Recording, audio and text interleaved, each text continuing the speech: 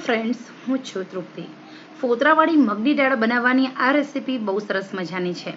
અત્યાર સુધી બેસ્ટ છે. મગની દાળ હોય છે એમાં ઘણા બધા મિનરલ્સ વિટામિન્સ હોય છે, પરંતુ એવું કહેવાય છે કે મગની દાળ પલળે એટલે એના પોષક તત્વમાં વધારો થાય. તો અહીંયા આપણે 1 કલાક માટે ફોતરાવાળી મગની દાળને છે ને આપણે 2 કલાક માટે 1 કલાક માટે પાણીમાં પલાળી દઈએ.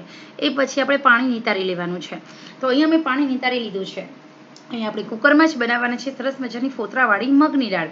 એના માટે આપણે 1 ડુંગળી, 1 લસણ ફોલીને ઝીણું ઝીણું સમારેલું, 1 ટામેટું અને કેપ્સિકમ મરચું લઈએ. ખરેખર આ વસ્તુ હોય તો તમારી મગની દાળ વધારે ટેસ્ટી બને છે, પરંતુ તમે જૈન છો તો લસણ ડુંગળી સ્કીપ કરી શકો છો. હવે અહીંયા આપણે પ્રેશર કુકર લઈએ. પ્રેશર કુકરમાં આપણે 1 વાટકી મગની દાળ હતી એટલે 2 ચમચી તેલ લેવાનું છે. 2 ચમચી તેલ આપણે ગરમ કરવા મૂકી દઈએ. તેલ આપણું એકદમ સરસ ગરમ થાય પછી જ આપણે રાઈ એડ કરવાની છે. રાઈનું તડતડ ફૂટે પછી આપણે એમાં જીરું એડ કરીશું, પરંતુ તેલ એકદમ સરસ ગરમ થઈ જાય, રાઈ ફૂટી જાય પછી જ આપણે જીરું એડ કરવાનું છે. જીરું એકદમ ફટાફટ બળી જાય છે, તળાઈ જતું હોય છે અંદર, એટલે આપણે ફટાફટ જીરું એડ કરી અને ઝીણું સમારેલું લસણ, સમારેલા મરચાં ઊભી પટ્ટીમાં સમાર્યા, ઓનિયન ઊભી પટ્ટીમાં 1 સમારી લીધી છે, ઓનિયન મીડિયમ સાઇઝની લીધી છે, ટામેટું પણ મેં મીડિયમ સાઇઝનું લીધું છે. અહીંયા બધું જ મેં સરસ મજાનું સમારી લીધું છે. હવે આપણે એક પછી એક બધી વસ્તુને આપણે ઉમેરતા જશું અને સાંતળતા જશું. તો અને પછી આપણે બધા મસાલા કરવાના છે. તો હળદર, મીઠું, મરચું, ધાણા જીરું અને થોડો અમથો ગરમ મસાલો ટેસ્ટ અકોર્ડિંગ આપણે એડ કરી દઈએ. તો અહીંયા તમે તમારા ટેસ્ટ પ્રમાણે બધા મરચાં ઉમેરી દેવાના. ઓકે. એ પછી ઇન્સ્ટન્ટ કુકરમાં મગની દાળને આપણે પહેલાં બાફવાની નથી. ઇન્સ્ટન્ટ કુકરમાં સ્વાદિષ્ટ ટેસ્ટી એવી મગની દાળ તમે જો ફોતરાવાળી આવી રીતે બનાવશો તો દાલ ફ્રાયના ટેસ્ટને સાઈડ પર રાખી દે એવી સરસ મજાની આપણી મગની દાળ બનતી હોય છે. જીરા રાઈસ સાથે આ મગની દાળ ખાવાની મજા જ કોઈક અલગ હોય છે. તો અહીંયા આપણે ગરમ મસાલો પણ એડ કરીએ. ગરમ મસાલોમાં મેગી મેજિક મસાલો લીધો છે, અડધાની અડધી ચમચી. તમે ચાહો તો તમે કોઈ પણ મસાલો લઈ શકો છો. અને હવે આપણે સરસ મજાની પલાળીને કોરી કરેલી મગની દાળ ઉમેરી દઈએ.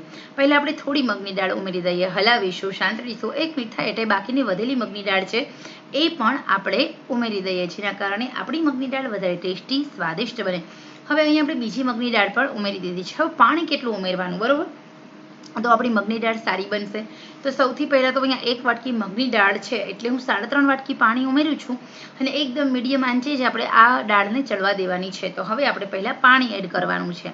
તો 1 વાટકી, 2 વાટકી, 3 વાટકી અને ઉપર બીજી અડધી એટલે કે ટોટલ 3.5 વાટકી પાણી ઉમેરી દેવાનું. અને એ પછી આપણે કુકરનું લીડ કવર કરવાનું છે અને એ એકદમ મીડિયમ આંચે 4 સીટી થવા દેવાની. જો તમે 4 સીટી ન થવા દો તો 7 થી 8 મિનિટ સુધી તમારે મીડિયમ આંચે આ મગની દાળને ચડવા દેવાની છે.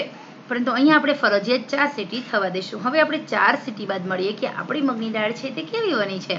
ખરેખર મિત્રો અહીંયા 4 સીટી પછી આપણે જોઈએ તો આપણે ટેસ્ટી સ્વાદિષ્ટ એવી મગની દાળ બહુ સરસ મજાની બની ગઈ છે. આમાં તમે થોડું અમથું પાણી એડ કરો અને પાતળી કરી અને ઉકાળી શકો છો.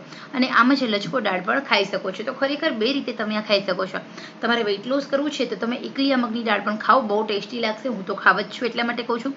આ મગની દાળ ખાઈને મેં પણ મારું ઘણું બધું વજન ઘટાડ્યું છે. તો મિત્રો હેલ્ધી છે, પૌષ્ટિક છે, ટેસ્ટી છે. યુવાનો હોય, બાળકો હોય કે વૃદ્ધો હોય, સૌ કોઈ માટે આ રેસીપી બેસ્ટ છે. પસંદ આવે તો તમે પણ આવી રીતે ફોતરાવાળી મગની દાળ બનાવો અને બનાવીને તહેવારમાં પણ ખાઈ શકો છો, આડા દિવસે પણ ખાઈ શકો છો અને દવા તરીકે પણ ઉપયોગમાં લઈ શકો છો.